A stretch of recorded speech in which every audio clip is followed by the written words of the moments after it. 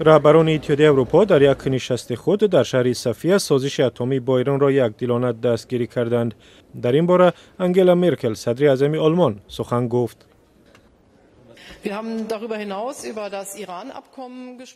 бо вуҷуди даст кашидани Амрико аз созиши атомӣ, ҳамаи аъзои Иттиҳодияи Аврупо онро дастгирӣ мекунанд. мо музокиротро бо Амрико ва дигар шариконамон идома медиҳем, то ки Эрон дар созиш бимонад. айни замон муколамаро бо Теҳрон дар бораи дигар масоили мавриди нигаронии Вашингтон ва аз ҷумла барномаи мушакии он идома хоҳем дод.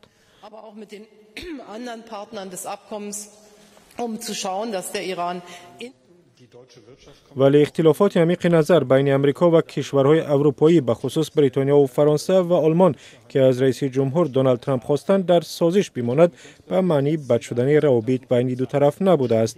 Ангела Меркел низ инро зимни нишасти хабарӣ таъкид кард. ин ду рӯйдоди аз ҳам ҷудоянд. сафари ман ба Русия сафари ташрифотӣ аст. ман бо раиси ҷумҳурии Русия пайваста суҳбат мекунам ва ин ба мушкилоте ки ҳоло бо Амрико дорем иртибот надорад. албатта мо бо ӯ дар бораи Эрону Сурия ва масоили Украина суҳбат мекунем.